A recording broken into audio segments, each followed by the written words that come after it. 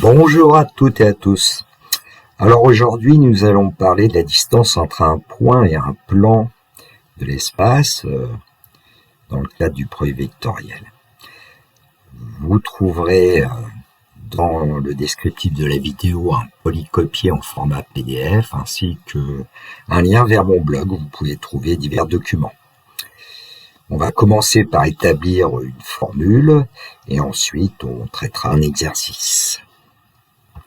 Distance entre un point donné et un plan donné. On va commencer par une approche pour établir la formule. Alors, M est un point donné. P est le plan de repère A, vecteur U, vecteur V donné. Ça veut dire qu'on connaît le point A, on connaît le vecteur U, on connaît le vecteur V. Et puis, on va poser vecteur W, qui est le produit vectoriel des vecteurs U et V. Donc, on connaît W. On cherche une formule donnant la distance D du point M au plan P. Et si on appelle H le projeté orthogonal du point M sur le plan P, eh ben on sait que la distance D qu'on cherche, c'est la distance MH. Une figure réalisée en perspective cavalière grâce au logiciel GeoGebra, qui va nous donner peut-être des idées. On peut déjà commencer par remarquer que les vecteurs MH et W sont collinaires. Et en fait, c'est ce qu'on va utiliser ici. Ils sont collinaires et donc on sait que la valeur absolue du produit scalaire de MH et de W, c'est la norme du vecteur MH multipliée par la norme du vecteur W, c'est-à-dire MH multiplié par la norme de W. Donc on s'intéresse à nouveau à ce produit scalaire, MH scalaire W. On va dire que c'est, entre parenthèses, vecteur MA plus vecteur AH, scalaire vecteur W. On utilise la relation de Chasles, on passe par le point A qu'on connaît, c'est assez naturel. Et puis, on sait que le produit scalaire est distributif par rapport à l'addition des vecteurs, donc on va obtenir produit scalaire des vecteurs MA et W plus produit scalaire des vecteurs H et W. Mais il s'avère que le vecteur H et le vecteur W sont orthogonaux et donc le produit scalaire des vecteurs H et W vaut 0. Ainsi, nous avons produit scalaire des vecteurs MH et W égal au produit scalaire des vecteurs MH et W. Et donc, en valeur absolue, on l'obtient. Valeur absolue du produit scalaire des vecteurs MH et W égale valeur absolue du produit scalaire des vecteurs MA et W. On utilise ce qu'on a fait au départ, et ensuite ce qu'on vient de faire, on a évalué à chaque fois la valeur absolue de produit scalaire des vecteurs MH et W.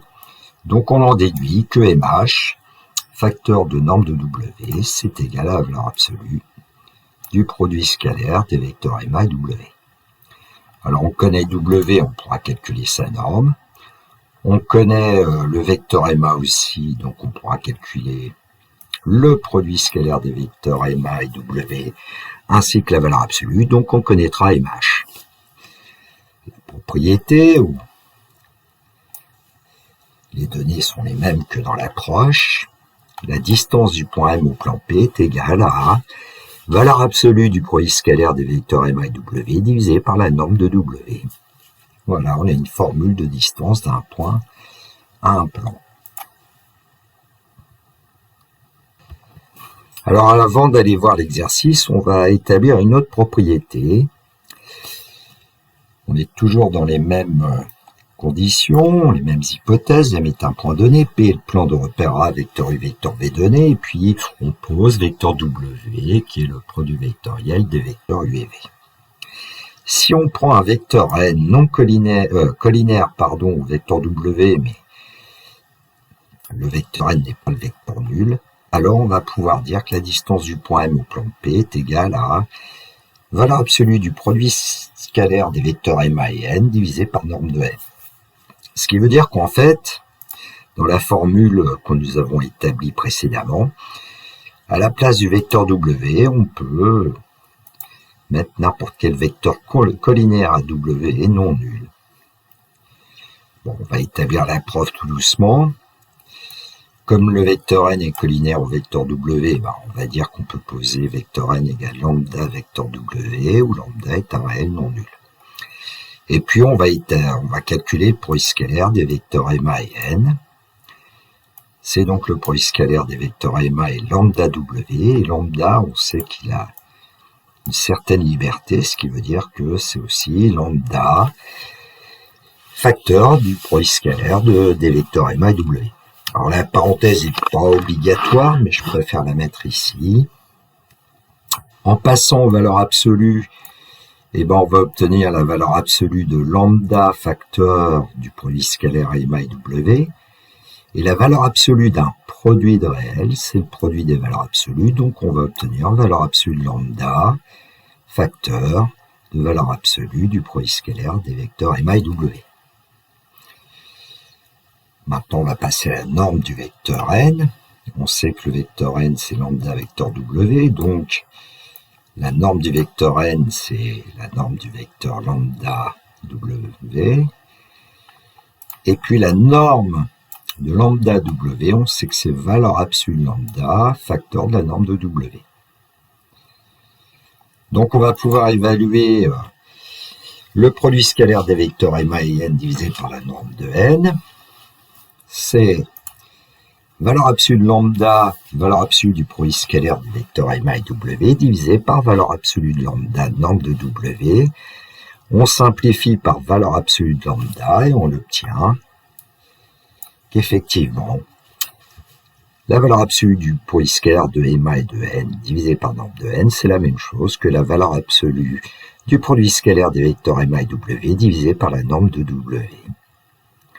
Et donc, on a établi la propriété.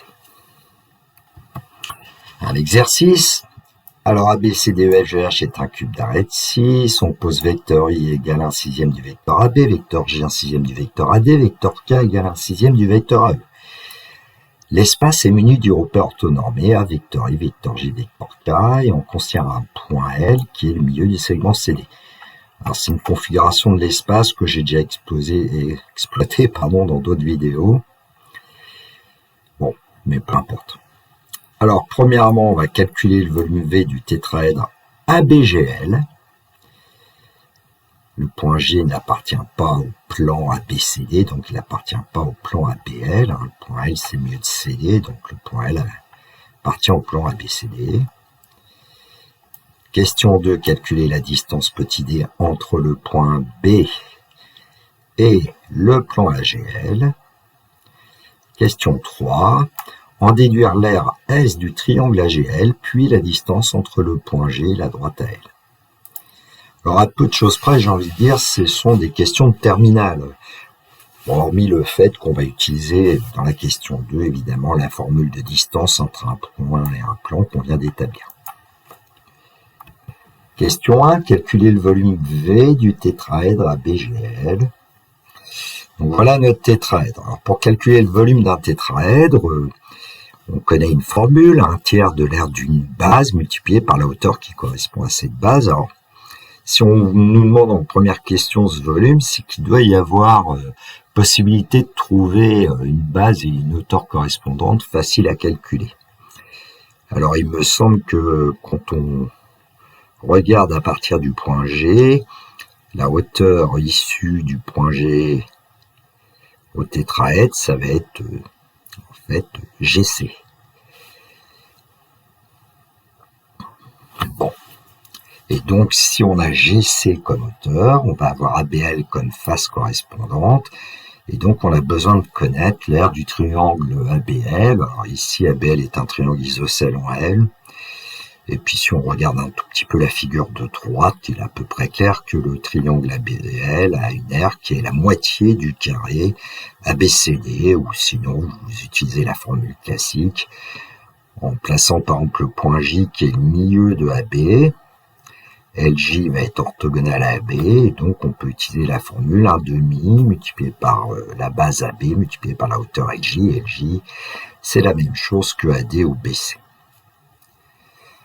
Allons-y. Le plan ABL est le plan défini par la face ABCD. La droite GC, elle est orthogonale au plan ABL, puisqu'elle est orthogonale au plan ABC et D. Donc le point C est le projeté orthogonal du point G sur le plan ABL.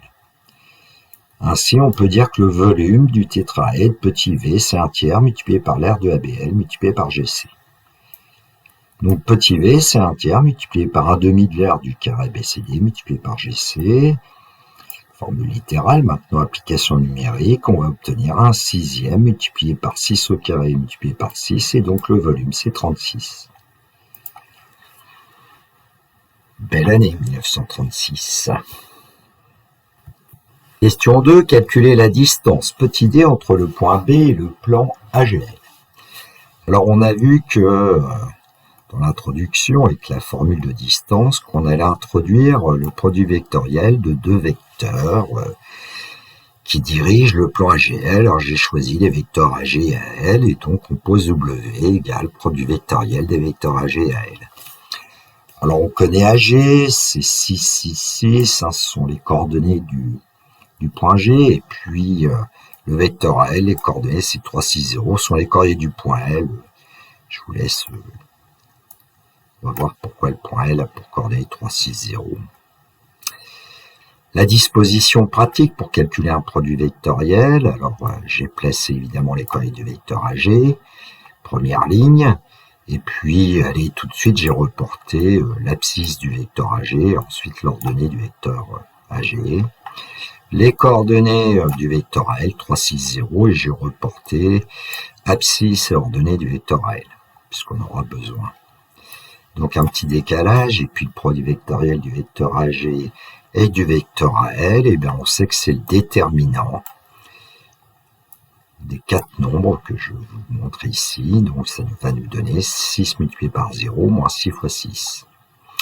0 moins 36, on va trouver moins 36 comme abscisse du produit vectoriel des vecteurs AG et AL, qu'on appelle W d'ailleurs.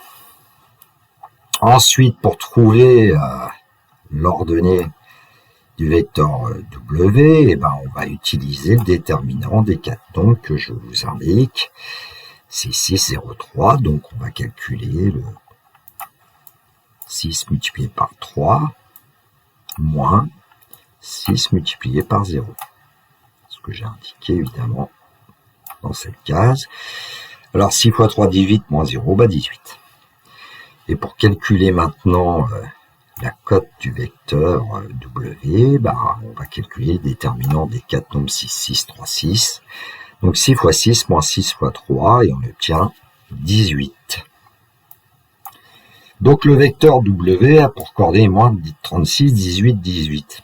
Alors si on ne veut pas avoir des calculs trop lourds à faire, ben, au lieu d'utiliser ce fameux vecteur W, on va utiliser un vecteur non nul, collinaire à W.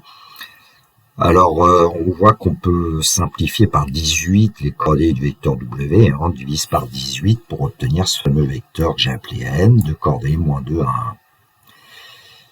Donc les vecteurs N et W sont manifestement collinaires, 18 vecteurs N, c'est le vecteur W, et le vecteur N est différent du vecteur nul. Bon, on a besoin, avec la formule, puisqu'on cherche la distance entre le point B et le plan AGL, de prendre un vecteur qui a pour origine B ici, et puis prendre un point du plan AGL. Alors évidemment, j'ai pris le point A, dont les coordonnées sont simples, puisque c'est l'origine du repère. Et donc le vecteur BA pour coordonnées moins 6, 0, 0. On pourrait travailler avec le vecteur AB aussi, puisqu'après il y a une valeur absolue. Produit scalaire des vecteurs BA et N, et ben, produit des abscisses plus produit des ordonnées plus produit des cotes, et on trouve 12. Alors pour la norme du vecteur N au carré, c'est l'abscisse du vecteur N au carré plus l'ordonnée du vecteur N au carré plus la cote du vecteur N au carré, 4 plus 1 plus 1. On obtient que la norme du vecteur N au carré est égale à 6, et donc la norme du vecteur N, c'est racine carrée de 6. La formule, donc la distance qu'on cherche, c'est valeur absolue du produit scalaire de BA et de N divisé par norme de N. On applique, donc D, c'est 12 divisé par racine carrée de 6. Et en multipliant par racine carrée de 6, numérateur et dénominateur, et en simplifiant, on va trouver que petit d, c'est 2 racines carrées de 6. Question 3, déduire l'aire petitesse du triangle AGL, puis la distance entre le point G et la droite AL.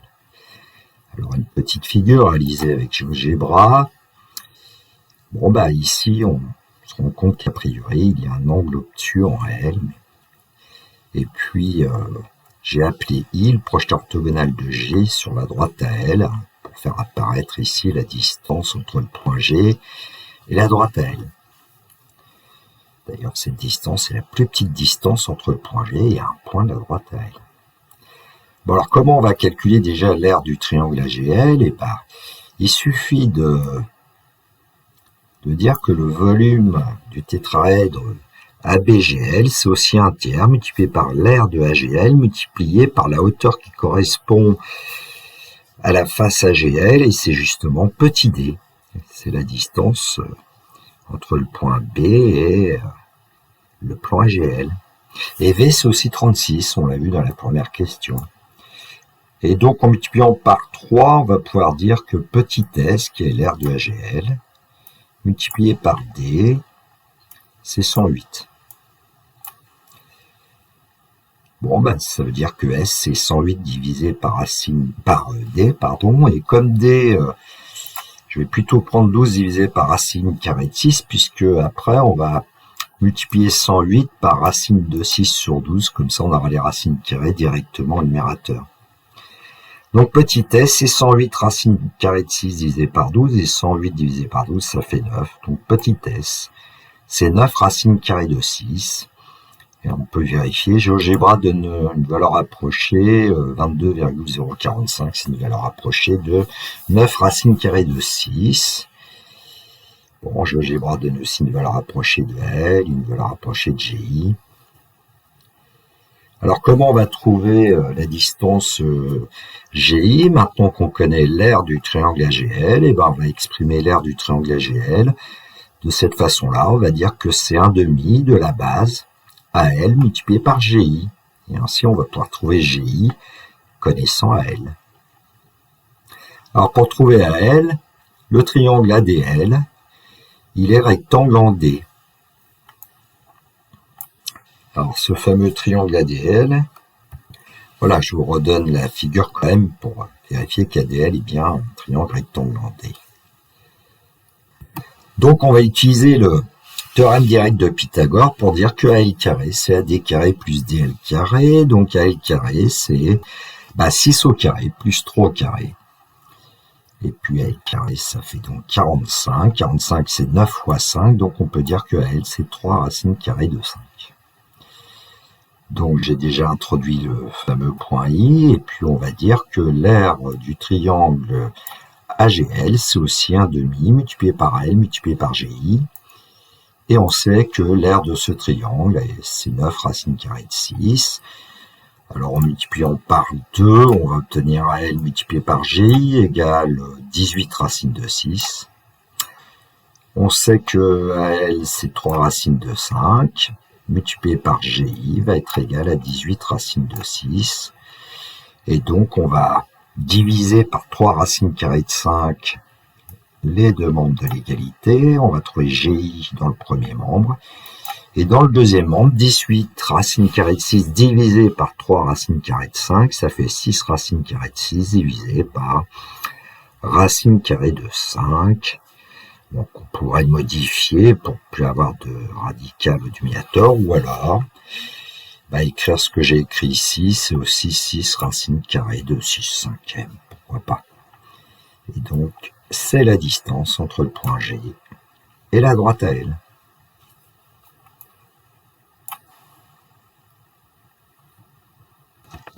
Voilà, cette vidéo est terminée pour moi. Si ça vous a plu, un petit pouce levé m'encourage, j'en ai un de temps en temps, merci. Un message éventuellement, si vous avez besoin. Il me reste à vous souhaiter une très belle journée, surtout prenez bien soin de vous, que la force soit avec tous les étudiants dont je fais partie d'ailleurs, parce que je travaille ces vidéos, j'établis des choses. Il me reste à vous dire le classique. Au revoir.